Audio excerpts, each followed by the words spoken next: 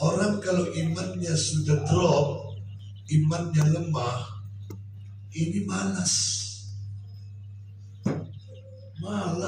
bebuih muncul awak, menyuruh laki, menyuruh anak sholat.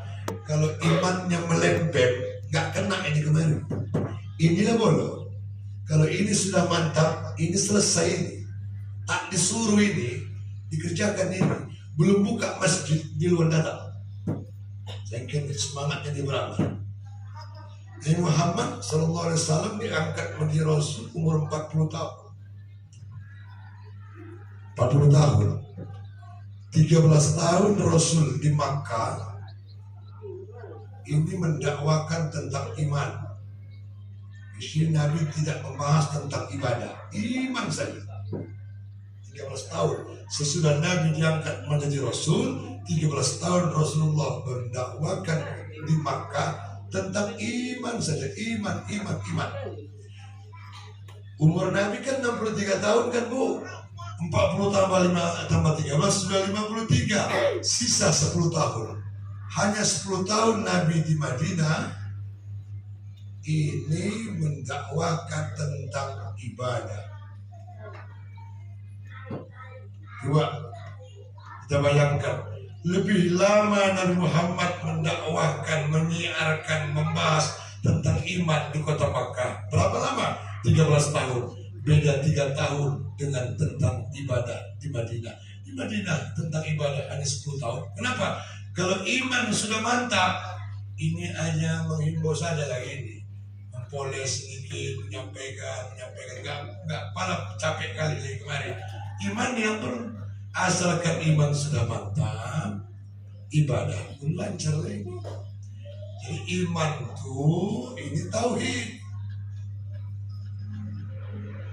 Orang yang mati dalam ketiadaan iman selama-lamanya dalam neraka.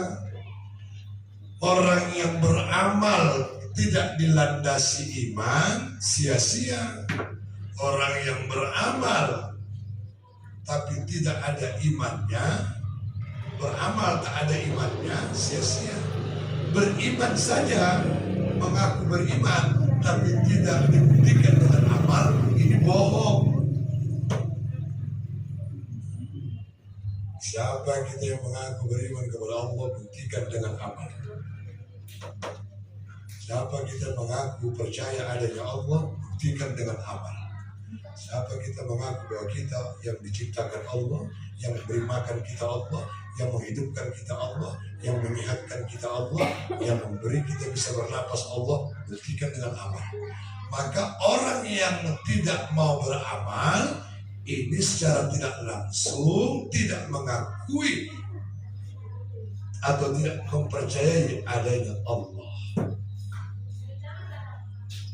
Dalam surah Al-Fatihah, iyyaka na'budu wa iyyaka nasta'in wa iyyaka nasta'in iyyaka na'budu wa iyyaka nasta'in, hanya kepadamu ya Allah kami menyembah. Na'budu menyembah, wa iyyaka nasta'in, dan hanya kepadamu kami minta tolong. Apa maksud ayat ini? Ini Allah dulukan baru kemarin. Seakan-akan Allah bilang begini, ibu-ibu, sembah kamu dulu aku, baru kamu kuberikan pertolongan. Atau bahasa lain, tunaikan dulu kewajiban kamu, baru kupenuhi hak-hak kamu. Jangan kamu tuntut hak kamu kalau tak kamu penuhi kewajiban kamu. Saya di LP, akhir bulan dipanggil ke lapas keuangan. Pas saya mau lewat, buka event,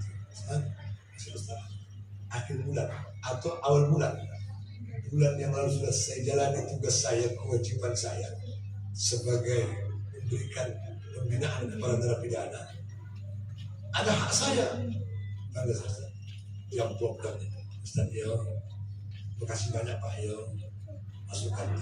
Setelah saya penuhi tugas saya atau kewajiban saya sebagai petugas pembinaan, baru saya dipenuhilah hak saya.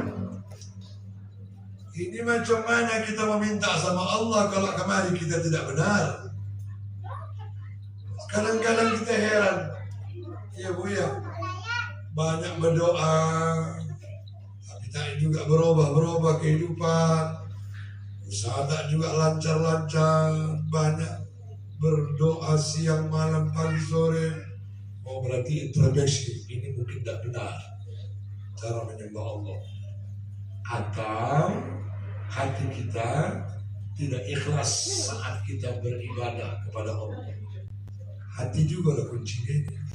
Kalau hati sudah gegana, gelisah, galau, merana, aduh, sholat pun tak lagi semangat. Karena orang sholat hatinya tak tenang.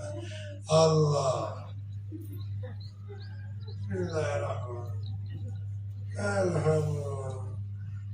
Ar-Rahman. Allah. Sami Allah. Lupa pula dia udah rakaat keberapa. Kenapa tak tentu hati? Tak ada pikiran, bercabang-cabang. Kenapa? Hati, maka sentralnya itu hati. Kolbun, ya? Kolbun, hati. Kolbun ya, bukan kalbu. Kolbun. Jangan bilang-bilang kalbu. Kalau kalbu itu ini dia.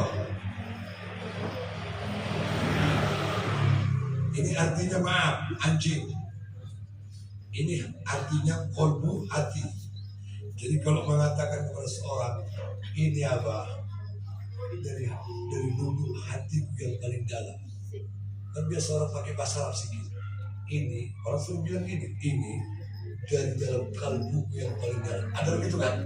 Jangan kalbu. Kalau kita bilang kalbu, ini dari dalam kalbu. Artinya ini dari dalam anjingku. Bah, ini dia. Yang betul ini. Mana nyokop, jangan kap. Inilah apa yang adik katakan ini. Ini keluar dari dalam kolbu yang paling dalam. Dari dalam hati yang paling dalam. Kalbun, anjing, kolbun adalah hati. Ini hati ini. Nah, banyak kita kebermasalahan. Iman. Ya, tahu ini iman. Iman inilah pelihara. Jagalah iman. Ibu-ibu Luqmanul Hakim dalam Al-Quran dinukilkan Allah. Luqmanul Hakim memberikan nasihat kepada anak-anak yang gak banyak-banyak. Ya bunayya ma ta'buduna min ba'di. Wahai anak-anakku, apa yang kamu sembah sesudah tak ada ayah. Ya bunayya ma ta'buduna min ba'di. Wahai anak-anakku, siapa yang kamu sembah sesudah ayah tak ada. Itulah yang disampaikan Ibnu Hakim. Awak tidak. Wahai anak-anakku, sesudah ayah tak ada, apa nanti yang kamu makan? Takut anak awak tak makan. Padahal Allah sudah melihara itu. Maka Ibnu Hakim bilang ini. Apa yang kamu sembah, nah, kalau ayah sudah meninggal, apa yang kamu sembah kalau ayah sudah tak ada? Mohon maaf ibu-ibu, maaf. Adakah jaminan mereka tetap Islam sampai akhir hayatnya? Tak ada. Alhamdulillah, bermohon kita kepada Allah. Jangankan orang itu, kita, adakah jaminan kita Islam sampai akhir kita? Allah. Maka tidak sedikit umat Islam yang murtad keluar dari Islam hanya faktor ekonomi. Hati-hati loh, faktor ekonomi. Kenapa? Karena imannya separah apapun kehidupan orang, fakir pun dia lebih parah dari fakir. Kalau imannya mantap, sedikit tak akan bergeming dia untuk keluar dari Islam, separah apapun. Tapi kalau sudah imannya lemah, imannya melempem, faktor ekonomi tidak akan membuatnya bertahan dalam hidupnya, mudah murtad. Dan ini banyak terjadi. Apa tak banyak? Saya bilang lah ya, untuk sama sebutkan siapa dan di mana. Salah seorang cewek dari perguruan tinggi agama Islam di Sumatera Utara murtad dari Islam, menikah sama seorang polisi gara-gara faktor ekonomi. Orang Tanjung Balai mendapatkan yang silap, murtad keluar dari Islam, menikah sama orang yang tidak Islam gara-gara faktor ekonomi. Mengamuk inceknya punya bot, punya kapal yang banyak. Apa kata inceknya? Bilang sama laki-laki itu, berapa dimakannya, makan kemanaan uangnya. Ku jual botku, biar ku tebus itu tulang. Tapi tidak, si kemanaan tetap murtad. Kenapa? Imannya hancur. Kalau iman mantap. Bila berubah lah, kan imannya mantap itu. Diseret bila berubah itu pada pasir yang panas bersang, tetap dia bilang Allahu Ahad, Allah yang esa, Allah yang esa. Tak peduli dia macam mana,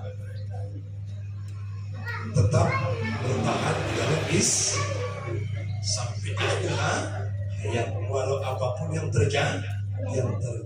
Iman ini.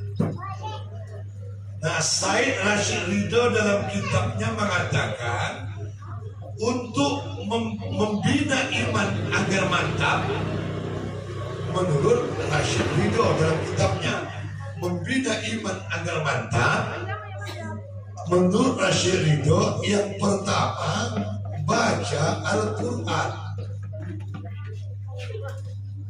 Baca Al-Quran. Ini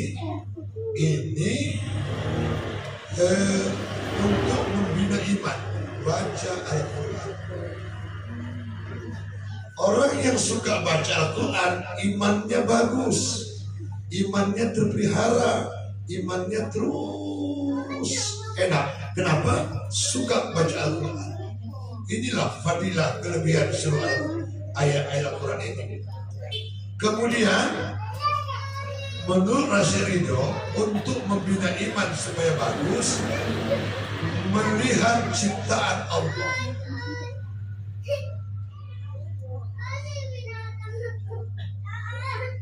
Melihat ciptaan Allah. Tengok ciptaan Allah. Ibu-ibu, kalian pernah tengok pelangi? Di mana pelangi? Langit, cinta pelangi? Itu ciptaan Allah. Pernahkah ibu bayangkan begitu indahnya pelangi itu? Kata Rashid Ridho, tengok ciptaan Allah biar menambah iman. Tengok pelangi. Ada lagunya kan, dibuat kan? Pelangi-pelangi alangkah indahmu. Ada kan? Merah, kuning, hijau di langit yang biru. Pelukismu agung, siapa gerangan?